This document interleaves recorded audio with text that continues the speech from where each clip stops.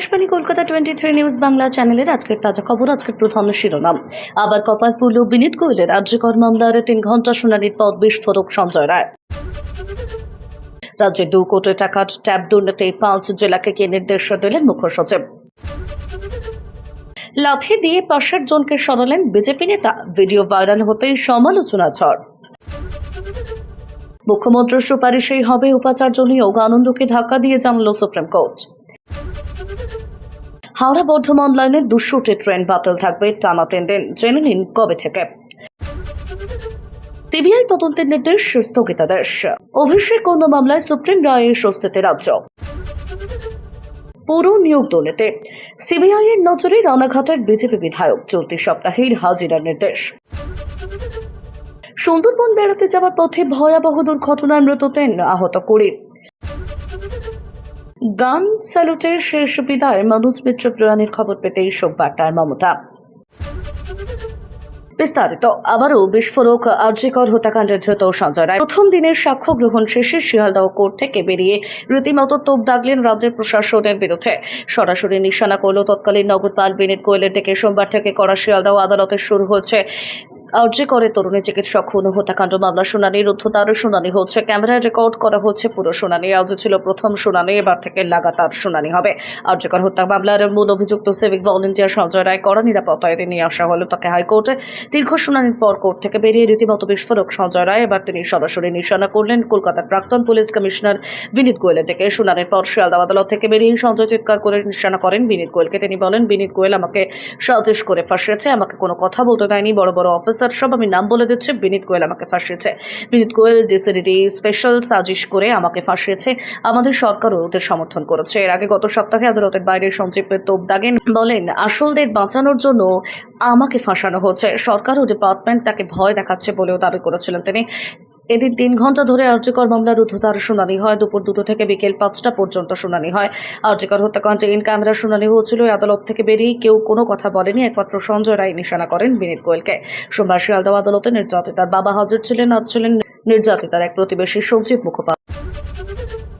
ট্যাবের টাকা নিয়ে দুর্নীতি হচ্ছে বলে অভিযোগ উঠেছে। পড়ুয়াদের প্রাপ্য টাকা তাদের অ্যাকাউন্টে না গিয়ে চলে যাচ্ছে অন্যদের পকেটে, এমনই অভিযোগ এই মুহূর্তে রাজ্যে শোরগোল।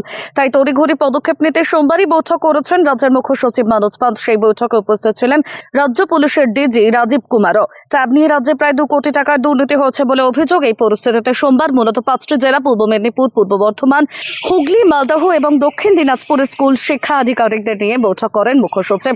বৈঠকে রাজ্য পুলিশের ডিজি রাজীব কুমার ছাড়াও স্বরাষ্ট্র সচিব, শিক্ষা সচিব, প্রাক্তন শিক্ষা সচিবও ছিলেন। এক জেলা থেকে অন্য জেলায় টাকা চলে যাওয়ার অভিযোগ উঠেছে। স্বাভাবিকভাবেই প্রশ্ন উঠছে যে এটি পরিকল্পিত ষড়যন্ত্র নাকি যান্ত্রিক ত্রুটি। রাজ্য সরকারি বিষয়টির উপর গভীর পর্যন্ত যেতে চায়। এই বৈঠকে পুলিশকে স্পষ্ট নির্দেশ দেওয়া হচ্ছে। বৈঠকে রাজ্য পুলিশের ডিজি রাজীব কুমার ছাড়াও স্বরাষ্ট্র সচিব, শিক্ষা সচিব, প্রাক্তন শিক্ষা সচিবও ছিলেন। এক জেলা থেকে অন্য জেলায় টাকা চলে যাওয়ার অভিযোগ উঠছে। স্বাভাবিকভাবেই প্রশ্ন উঠছে যে এটি পরিকল্পিত ষড়যন্ত্র নাকি যান্ত্রিক ত্রুটি। রাজ্য সরকারি বিষয়টির গভীর পর্যন্ত যেতে চায়। বৈঠকে পুলিশকে স্পষ্ট নির্দেশ দেওয়া হচ্ছে। এর পেছনে সত্যি যদি কোনো চক্র কাজ করে তাহলে সেই চক্রে কারা জড়িত সেটাও তাড়াতাড়ি প্রকাশ্যে আনতে হবে পুলিশকে। ফোর্সকে আরো বেশি সক্রিয় হওয়ার নির্দেশ দেওয়া হচ্ছে। বৈঠক থেকে তরুণীর স্বপ্ন প্রকল্পে শুধুমাত্র ট্যাবের টাকা নয় হয়নি, লক্ষ্মীর ভান্ডার, কৃষক বন্ধু, বার্ধক্য ভাতা সহ রাজ্য সরকারের একাধিক প্রকল্পেরও এই টাকা উপভোক্তাদের অ্যাকাউন্টে না পৌঁছে চলে যাচ্ছে প্রতারকদের অ্যাকাউন্টে। ঘটনা তদন্তে নেমে এমনটাই জানতে পেরেছেন গোয়েন্দারা। এই প্রেক্ষিতেই টাকা পাঠানোর পদ্ধতি কিভাবে আরো শক্তিশালী এবং ত্রুটি মুক্ত করা যায় যাতে এই ঘটনার পুনরাবৃত্তি না হয় সে বিষয়টিও সোমবারের বৈঠক থেকে ভেবে দেখতে বলা হয়েছে। পাশাপাশি যে পদ্ধতিতে এতদিন টাকা পাঠানো হচ্ছে তাতে কি গলদ রয়েছে সে বিষয়টিও খুঁটিয়ে দেখতে বলা হয়েছে। 5টি জেলার যে সমস্ত স্কুলগুলি থেকে মূলত ট্যাবের টাকা নিয়ে অভিযোগ এসেছে সেই সব স্কুলের প্রধান শিক্ষকদের সঙ্গেও বিষয়টি নিয়ে আলোচনা করার কথা ভাবা হচ্ছে। কোনো ক্ষেত্রে কারো কোনো ভুল ছিল কিনা তা খতিয়ে দেখা হবে। এবার ভাইরাল হলো এক রাজনৈতিক নেতার ভিডিও, যেখানে দেখা যাচ্ছে মহারাষ্ট্রের জালনার বিজেপি নেতা রাহুল সাহেব দাবে ক্যামেরার সামনে যখন দাঁড়ান সেই সময় হঠাৎ করে পা দিয়ে লাথি মেরে পাশের জনকে সরিয়ে দেওয়ার চেষ্টা করেন। তার সঙ্গে যাতে পাশে দাঁড়ানো সাধারণ মানুষটির ছবি এক ফ্রেমে না আসে তারই জন্য রাহুল সাহেব দাবে চেষ্টা করেন, পা দিয়ে তাকে সরিয়ে দেন। ক্যামেরার লেন্সে সেই ফুটেজ ধরা পড়বে না বলেই মনে করেছিলেন রাহুল সাহেব দাবে। তবে বিজেপি নেতার সেই পা চালানোর ফুটেজ ক্যামেরায় ধরা পড়ে এবং তার সামাজিক মাধ্যমে ছড়িয়েও পড়ে। রাহুল সাহেব দাবে পাশে দাঁড়ানো মানুষের সঙ্গে কেমন ব্যবহার করলেন সেই ভিডিও প্রকাশ্যে আসতেই তা ছড়িয়ে পড়ে। সেই সঙ্গে দাবের ব্যবহার নিয়ে জোর সমালোচনা শুরু হয়ে যায়। দেখুন সেই ভিডিও যেখানে রাহুল সাহেব দাবে কি করলেন তা রেকর্ড হয়ে যায়। উপাচার্য নিয়োগ নিয়ে সুপ্রিম কোর্টে বড় ধাক্কা খেল রাজ্যপাল সিভি আনন্দ বোস। সোমবার বিচারপতি সূর্যকান্ত এবং বিচারপতি উজ্জ্বল ভূঁইয়ার বেঞ্চ স্পষ্টভাবে জানিয়ে দিয়েছে, নির্দিষ্ট কমিটি উপাচার্যদের নাম বাছাই করে তালিকা তৈরি করবে। শুধু তাই নয়, মুখ্যমন্ত্রীর দপ্তর থেকে সেই নামের তালিকা চূড়ান্ত করতে আচার্যদের কাছে পাঠাতে হবে। এদিন রায় স্পষ্ট। এই প্রক্রিয়াতে আচার্য তথা রাজ্যপাল সিভি আনন্দ বোস কখনোই উপাচার্য নিয়োগকারী হতে পারেন না। আদালতের তরফে জানানো হয়েছে, আচার্যের কোনো নাম নিয়ে আপত্তি থাকলে তা তিনি মুখ্যমন্ত্রীকে জানাতে পারেন। মনে হলে মুখ্যমন্ত্রী সেই নাম বদল করতে পারবেন। পাশাপাশি উপাচার্য নিয়োগ নিয়ে রাজ্যপালের সঙ্গে মুখ্যমন্ত্রী বৈঠকও করতে পারবেন। এদিন শুনানি চলাকালীন সময় প্রাক্তন বিচারপতি উদয় ললিত জানান, রাজ্যের 34টি বিশ্ববিদ্যালয়ে উপাচার্য বাছাই হয়ে গিয়েছে। 2টি বিশ্ববিদ্যালয়ের উপাচার্য পদে যোগ্য প্রার্থী পাওয়া যাচ্ছে না বলে ফের বিজ্ঞাপন দেওয়া হবে সিদ্ধান্ত নেওয়া হচ্ছে।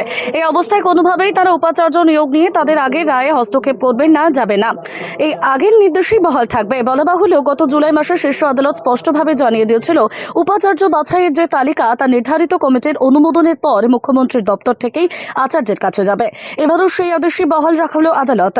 আর তাতেই উপাচার্য নিয়োগ নিয়ে মুখ্যমন্ত্রীকে সর্বোচ্চ ক্ষমতা দিল সুপ্রিম কোর্ট। আগামী 9 ডিসেম্বর ফের এই মামলার শুনানি হবে শীর্ষ আদালতে।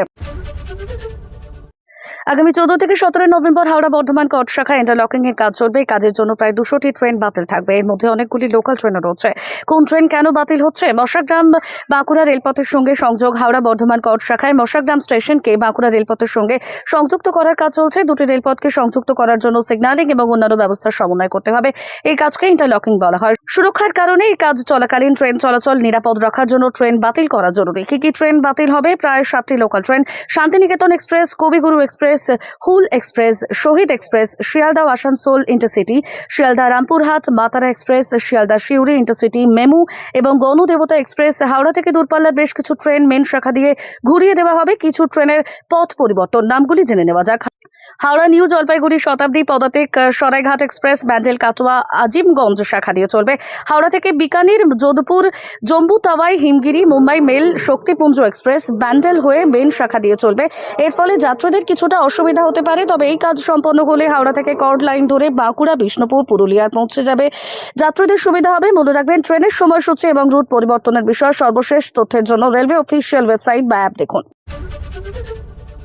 তৃণমূলের সর্বভারতীয় সাধারণ সম্পাদক অভিষেক বন্দ্যোপাধ্যায় নাবালিকা মেয়েকে সম্বন্ধে কুরুচিকর মন্তব্য সংক্রান্ত মামলায় স্বস্তিতে রাজ্য। এই মামলায় ধৃত 2 মহিলার উপর শারীরিক নির্যাতনের অভিযোগ উঠেছিল। সিবিআইকে তদন্তের নির্দেশ দেওয়া হয়েছিল কলকাতা হাইকোর্ট থেকে। এবার সেই নির্দেশে অন্তর্বর্তী স্থগিতাদেশ দিল সুপ্রিম কোর্ট। এদিন সুপ্রিম কোর্টের বিচারপতি সূর্যকান্ত এবং বিচারপতি উজ্জ্বল ভূঁইয়ার বেঞ্চ হাইকোর্টের নির্দেশে অন্তর্বর্তী স্থগিতাদেশ দিয়েছে। নতুন স্পেশাল ইনভেস্টিগেশন টিম তথা সিটের জন্য অন্য রাজ্যকে আইপিএস অফিসারদের নামের একটি তালিকা জমা দেওয়ার নির্দেশ দিয়েছে আদালত। সেখানে মহিলা অফিসারদেরও নাম থাকবে। সিবিআই এর পরিবর্তে এই সিটের হাতে তদন্তভার দেওয়া যেতে পারে বলে জানিয়েছে সুপ্রিম কোর্ট। আরজিকর কাণ্ডের প্রতিবাদে একটি মিছিল থেকে অভিষেক কুমার বিরুদ্ধে কুমন্তব্য করার অভিযোগে 2 জনকে গ্রেফতার করেছিল পুলিশ। এরপর পুলিশি হেফাজতে তাদেরকে মারধর করার অভিযোগ ওঠে। সেই অভিযোগের পরিপ্রেক্ষিতেই কলকাতা হাইকোর্টের সিঙ্গেল বেঞ্চের তরফে সিবিআই তদন্তের নির্দেশ দেওয়া হয়েছিল। হাইকোর্টের বিচারপতি রাজর্ষি ভরদ্বাজ সিঙ্গেল বেঞ্চের তরফ থেকে সিবিআই তদন্তের নির্দেশ দেওয়া হয়। সেই নির্দেশকে চ্যালেঞ্জ করে ডিভিশন বেঞ্চের দ্বারস্থ হয় রাজ্য, তবে সেখানে কোনো সুরাহা হয়নি। সিঙ্গেল বেঞ্চের রায়ে হস্তক্ষেপ করেন ডিভিশন বেঞ্চ এবং প্রধান বিচারপতি টিএসএ জ্ঞানম ও বিচারপতি হিরণময় ভট্টাচার্যের ডিভিশন বেঞ্চ জানায়, মেডিকেল রিপোর্টে মামলাকারীর উপর শারীরিক নির্যাতনের ইঙ্গিত স্পষ্ট। সে কারণে ঘটনার তদন্তভার সিবিআই এর হাতেই থাকবে। এবার সেই রায়ে অন্তর্বর্তী স্থগিতাদেশ দিল সুপ্রিম কোর্ট। বিচারপতি সূর্যকান্ত এবং বিচারপতি উজ্জ্বল ভূঁইয়ার বেঞ্চ এই রায় দিয়েছে। এই মামলা সর্বোচ্চ আদালতে রাজ্যের হয়ে সওয়াল করেছিলেন অভিজ্ঞ আইনজীবী কপিল সিব্বল। সব পক্ষের মতামত শোনার পর সিবিআই তদন্তের নির্দেশে অন্তর্বর্তী স্থগিতাদেশ দিল সুপ্রিম কোর্ট। ইতিমধ্যে এই নিয়ে শুরু হয়েছে জোর চর্চা। পুরো নিয়োগ দুর্নীতিতে এবার সিবিআই এর নজরে বিজেপি বিধায়ক রানাঘাটের বিধায়ক পার্থসারথী চট্টোপাধ্যায়কে তলব করল কেন্দ্রীয় তদন্তকারী সংস্থা। আগামী শুক্রবার সকলে তাকে হাজিরার নির্দেশ দেওয়া হচ্ছে বলে খবর। আগে তার বাড়িতে তল্লাশি চালিয়েছিলেন আধিকারিকগণ। দীর্ঘদিন ধরে পুরো নিয়োগ দুর্নীতির রহস্যভেদ মরিয়া চেষ্টা চালাচ্ছে সিবিআই। রাজ্যের একাধিক পুরসভায় দফায় দফায় চলছে তল্লাশি, বাজেয়াপ্ত করা হচ্ছে প্রচুর নথি। সেই সূত্র ধরে গত বছর সকালে বিজেপি বিধায়ক পার্থসারথী চট্টোপাধ্যায়ের বাড়িতে হাজির হন সিবিআই আধিকারিকরা। সঙ্গে ছিল কেন্দ্রীয় বাহিনী। বিধায়কের বাড়ি ঘিরে ফেলেন জওয়ানরা। ভিতরে তল্লাশি চালান সিবিআই আধিকারিকরা। এবার বিধায়ককে সিবিআই এর দপ্তরে তলব করা হলে উল্লেখ্য সপ্তাহখানেক আগে রানাঘাট পুরসভার এক্সিকিউটিভ অফিসার সিবিআই দপ্তরে হাজিরা দিয়েছিলেন। সুন্দরবন বেড়াতে যাওয়ার পথে ভয়াবহ দুর্ঘটনা, মৃত্যু হলো 3 জনের, আহতের সংখ্যা প্রায় 20। তাদের মধ্যে কয়েকজনের অবস্থা আশঙ্কাজনক, হাসপাতালে চিকিৎসা চলছে সকলের। জানা যাচ্ছে সোমবার রাতে দুর্ঘটনাটি ঘটেছে দক্ষিণ 24 পরগনা জেলার পাথর প্রতিমা ব্লকের জোলাঘাট থানার অন্তর্গত পঞ্চমের বাজার সংলগ্ন এলাকায় একটি ম্যাটাডোর নিয়ন্ত্রণ হারিয়ে বিদ্যুতের খুঁটিতে ধাক্কা মারায় মর্মান্তিক ঘটনাটি ঘটেছে। ঘটনাস্থলে প্রাণ হারিয়েছেন 3 জন। পুলিশ জানিয়েছে মৃতদের নাম শোভন ওরফে রিন্টু পড়ুয়া, তিনি পাথর প্রতিমার বিশ্বনাথপুরের বাসিন্দা ছিলেন। রাজরাজেশ্বরপুরের এক দম্পতি চন্দ্রকান্ত সিং এবং পার্বতী সিং। মৃত্যুর সঙ্গে পাঞ্জা লড়ছেন একাধিক ব্যক্তি, আহতদের মধ্যে শিশু এবং মহিলাও রয়েছেন। স্থানীয় সূত্রে খবর, পাথর প্রতিমাগঞ্জের বাজার গয়াধাম এলাকায় বেশ কয়েকটি পরিবার সুন্দরবন বেড়াতে যাওয়ার জন্য 2টি ম্যাটাডোর করে প্রায় 50 জন ক্যানিং এর উদ্দেশ্যে রওনা দিয়েছিলেন। গাড়ি ছাড়ার 4 কিলোমিটারের মধ্যে একটি ম্যাটাডোর নিয়ন্ত্রণ হারিয়ে বিদ্যুতের খুঁটিতে ধাক্কা মারলে দুর্ঘটনাটি ঘটে। আহতদের উদ্ধার করে গদামধুরা প্রাথমিক হাসপাতালে ভর্তি করা হয়েছে। কয়েকজনের অবস্থা আশঙ্কাজনক হওয়ায় তাদের ডায়মন্ড হারবার মেডিকেল কলেজ হাসপাতালে স্থানান্তরিত করা হয়েছে। পুজোর সময় থেকেই শরীর ভালো যাচ্ছিল না। কিংবদন্তি অভিনেতা নাট্যকার মনোজ মিত্রের বার্ধক্যজনিত কারণে অসুস্থ ছিলেন বেশ কিছুদিন ধরেই। মঙ্গলবার থামল লড়াই, না ফেরার দেশে মনোজ মিত্র। মঙ্গলবার সকালে দুঃসংবাদ মিলতেই শোকে ভেঙে পড়েছে গোটা বাঙালি সমাজ। ভারতীয় ছবি এবং থিয়েটার জগতে এক বড় ক্ষতি। রাজ্যের মুখ্যমন্ত্রী মমতা বন্দ্যোপাধ্যায় খবর পেয়ে শোকাহত।